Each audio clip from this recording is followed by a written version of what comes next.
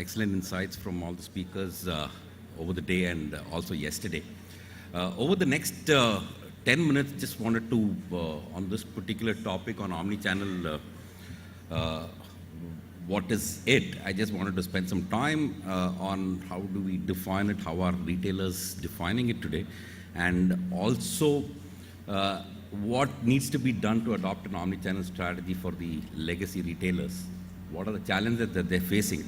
So this would be probably like setting the context for a panel discussion that we're going to have with eminent panelists on the same topic subsequently, and then also moderated by an even more eminent personality who are into the thick of things as far as omni-channel is concerned. The modern retailing is facing some unprecedented and dramatic changes, and which is primarily driven by, number one, advancing technology. You've seen the progress of technology from the phone to the internet to the mobile, and then now to the social, where everybody's talking on the WhatsApp or interacting on Twitter and Facebook, and how commerce is done. This has led to significant changes in the increase in the number of customer touch points. The second part is we have a lot more evolved shopper today.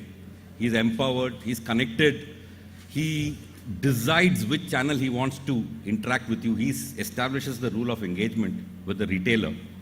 And third, of course, is because of the spawning of technology and alternate channels, you see a lot of new retailers that have come into play. You are all aware of the pure play retailers like Amazon and the Flipkarts and Snapdeals in the local context. So this has kind of led to the current crop of physical retailers to start working on some kind of strategy and defining what omni-channel means to them. As opposed to what we have a physical, a classical definition of what an omni-channel is, which is basically, moving or marrying the physical with the online.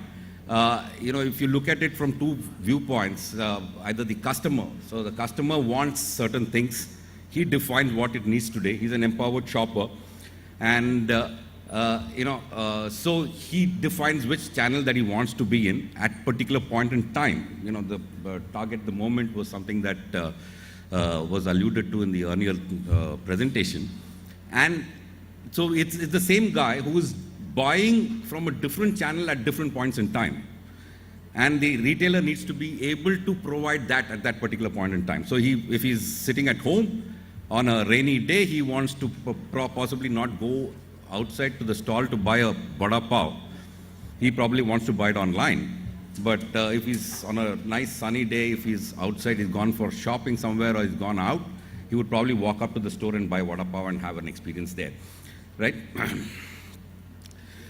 At the same time, look at it from the customer's point, the retailer's point of view. We have these people needing to ensure that these people are able to service this kind of a customer, needing to have a overarching 360-degree view of the customer, his buying behavior, enable different channels which the consumer can adopt at different points in time, ensure inventory visibility across these different channels, ensuring no stockouts in different channels so that there is a customer's dissatisfaction, and then trying to ensure at all points in time an order fulfillment that is seamless. On-time delivery, whatever channel it might be, whatever price it might be, right? So that is basically the whole point of adopting an omni-channel strategy. Now, the same time, there is a big challenge that these current retailers, the legacy retailers, are facing at this point in time. One is basically the multiple operational silos. Historically, retailers continue to run different channels as different business divisions, which are running, which have their own targets, which have their own marketing strategies. Now, suddenly it becomes important to integrate all of them together, whether it's a legacy system, processes, and different customer, and it's the same customer across different channels, they are seen as two different customers. And, now you need to break these legacy channel structures, and you need to have an overarching strategy which gives a consistent consumer experience across. So I think that is the biggest challenge that all retailers are facing when they are planning to move on an online or an omni-channel journey. So that's basically the biggest challenge. And Sonata as an organization, we've been engaging with quite a few organizations across the world. I just thought I'll, in helping with some of the large retailers on their omni-channel journey. One of them happens to be a company called Carrefour, which is the largest France-based large format store. They are taking baby steps towards this. So first one that we worked with them was to enable a click and collect only for France. Only for the France, and probably progressively it will start getting rolled out to the other countries where they are present in. So there, it's something that a guy buys online. He doesn't have to go to the store, and he doesn't have to go to the store and go across different aisles looking for the product that he wants. Alternatively, he just buys it online, and then he goes to the warehouse where it's all kept ready. I mean, it's all picked and kept ready across and packed. So he just goes there, picks it up, and then goes away. So there's a drive-in window. It's what we call as drive-through deliveries. The second initiative that we are engaged with them is creating a customer repository across all their channels so that there is a complete 360-degree view. Now that particular repository, is a humongous task that they are facing, and that is the first step towards getting a 360-degree view for them.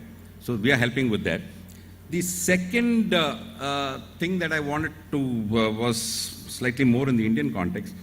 We are working with a leading health and beauty retailer and helping them move on to their omni-channel strategy. So we are extending their physical stores onto the online web and the mobile channels. But the interesting part is, it doesn't have a different warehouse. So it actually goes to that particular store which is nearest to your. It reads and then checks out which is based on the address for delivery, it points you to the nearest store, something like the Domino's that we do. If you call a Domino's, it directs you to the nearest store, and then from there you place the order and then it comes, right? So that's something that we are doing. And the second important thing that we are helping out is to build a end-to-end analytics solution which provides the customer analytics, the customer and web analytics, operation analytics, and the sales analytics, so that it gives you a deeper insight into the entire operations and business and the customer. In conclusion, one thing is clear. Omni-channel doesn't seem to be a good to have strategy anymore. I think if you have to be remaining relevant in the market in the current context, I think people will have to develop an online strategy. And the important part is each retailer, depending on the product and the size segment that he's targeting, what is his existing market position, he needs to define his own view of what is an omni-channel strategy. I think that's the important part. And in conclusion, I was coming for this event yesterday. I was on the flight. Started chatting up with a gentleman who happened to be a journalist, incidentally. So he asked me, "What are you doing?" I said, "I'm going for the ReTechCon." And then suddenly he mentioned, "Looks like Omni-channel seems to be a big hype and buzzword these days." I said, "No, Omni-channel is the new normal." Thank you, ladies and gentlemen. That's the end of my presentation.